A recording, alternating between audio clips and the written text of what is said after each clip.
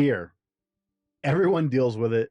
No one wants to talk about it, but it exists, right? It's just part of life. I know as men we're supposed to be fearless or something stupid like that, but in this episode of the Fallible Man podcast, we're going to get into the reality of it, how to arrest it, and how to move forward even when you're faced with fear. Let's go. Here's the million-dollar question. How do men like us reach our full potential and grow into the men we dream of being while taking care of our responsibilities, working, being good husbands, fathers, and still take care of ourselves? That's the question, and this podcast will help you with those answers. My name is Brent, and welcome to the Fallible Man podcast. Welcome to the Fallible Man podcast, your home for all things man, husband, and father. My name is Brent, and I am the Fallible Man. And a big warm welcome to all of our first-time listeners, as well as the Fallible Nation. You guys make this possible. Guys, today we're getting into fear. Now, fear is a funny thing. Everybody has it. No one seems to want to talk about it. And I don't know why. Maybe we're all afraid to admit that we get scared. Maybe we think it's something to be ashamed of. But fear is just kind of part of life that you have to learn to live with and work around. So let's start right there. There are two main types of fear. There's reasonable fear and unreasonable fear. Reasonable fear helps keep you alive. The fear of jumping into a tank of piranhas is a reasonable fear. The fear of being killed keeps you from stepping into traffic. If you can't swim, then jumping into cold, deep water without a raft or life jacket is reasonable fear. If you don't have a parachute, the idea of jumping out of an airplane without it is a reasonable fear. Reasonable fear keeps you alive. This fear has a place in your life and in this world, and it's okay. Unreasonable fear is a fear that keeps you from living your life because of possibly real, imagined, or perceived consequences. This fear can be innate.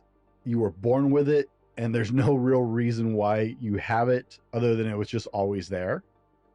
It can be acquired by negative experiences or outcomes, or more commonly, it's just perceived by the mind. Our mind is afraid of something that we don't even know will happen. This is actually probably the most common kinds of fear. Our common cause of fear is perceived. In fact, studies show that 80% of the things you worry about never happen or more.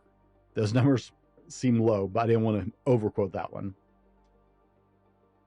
Reasonable fears are not the issue. Please maintain a healthy fear of doing stupid things like trying to hug a lion in the savannah. That is a bad idea and is a reasonable fear to assume that that's going to end badly. Unreasonable fears are things we need to address. Now, I threw out some really extreme examples so far, but let's take it back just a notch, shall we? How about the fear a lot of fathers feel when their kids are outside of their safe area? That may be your home, that may be just like visibility. If you're at a park, right? For me, that's my kids being outside of my line of sight in a park. It's good to love your kids, but worrying about their safety anytime they're not directly with you, it's just going to hurt you. And this is one I struggle with.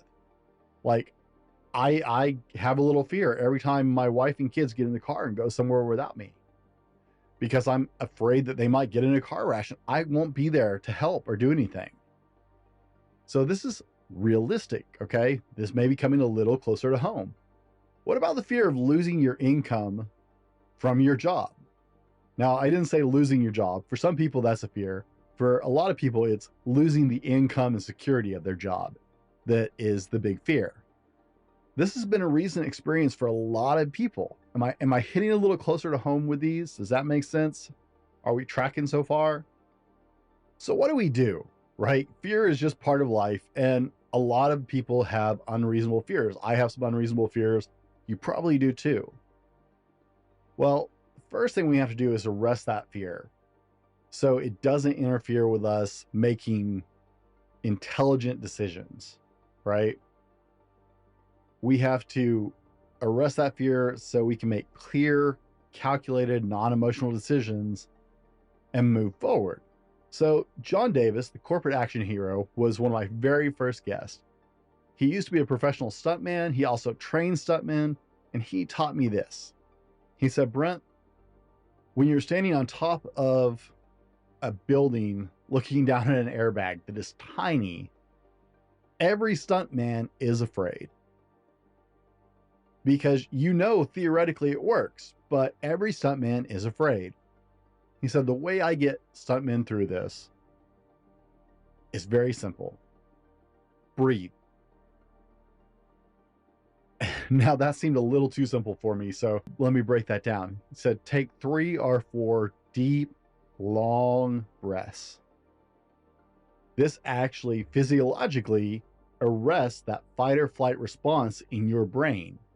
Like, it actually pumps the brakes on that panic response. It will keep your subconscious mind from making hasty decisions. Once we breathe and arrest that panic reaction, that deep-seated fear reaction, we can clear the mind with some breaths and stop that so we don't react in a bad way. Once we're back in our logical mind, we can now dissect and analyze what's in front of us. How well do you sleep at night? Do you toss and turn and wake up more tired than when you went to bed? Sleep is commonly one of the critical elements people fall short on in their life. The quality of sleep you get directly affects your ability to control your weight, your ability to add muscle, your stress levels, and your everyday job and life performance. If you're ready to move to the next level, then sleep has to be part of the plan. Check out our friends at ghostbed.com if you're ready to get your best sleep. I love my Ghostbed. I've been sleeping on one for a couple years and has made a huge difference in how I sleep. Hit ghostbed.com and use the code TheFallibleMan30 to get 30% off your order and start getting better night's sleep tomorrow. Now, let's go on to the show. FDR said, courage is not the absence of fear, but rather the assessment that something else is more important than fear. One of the greatest gifts men have in a more natural state is the ability to separate our emotions and our logic. So that's what we're going to capitalize on this. After you have arrested that fear response, and that may be because you're facing something that you don't want to do or you're uncomfortable doing, but you feel like you need to do it. After we've arrested that initial response, after my kids pull away in the car with their mom, couple deep breaths. Step 1, remove the emotion from the issue. Because you have this natural ability, take those breaths, arrest that moment. Now go to the logic center of your brain, put the emotion aside so that we can get into a healthy decision-making paradigm. That's the first stage. Step 2, now that we're in a healthy, non-emotionally influenced state of decision-making, what are you actually afraid of? For example, are you afraid of heights or are you afraid of falling? I had to explain this to my daughter the other day. She's not actually afraid of heights. She has a healthy fear of falling. That's reasonable. If you're in a position where a fall seems likely, then you're just thinking, oh, I'm scared of heights. No, you're scared of falling and dying. Or getting injured. That's a reasonable fear. If you're safely behind a bunch of guardrails and wiring, like on the top of the Seattle Space Needle, on the observation deck where you literally cannot fall off, and you're still afraid, then maybe you're afraid of heights. But for most people, they're just afraid of falling. So break it down logically without the emotional input. Figure out what you're actually afraid of. Number 3, why is this even a question or an issue? Why are you trying to achieve whatever has brought you face to face with this fear moment?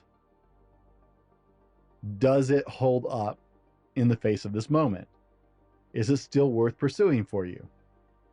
Step 4, what are the real consequences of moving forward or not moving forward?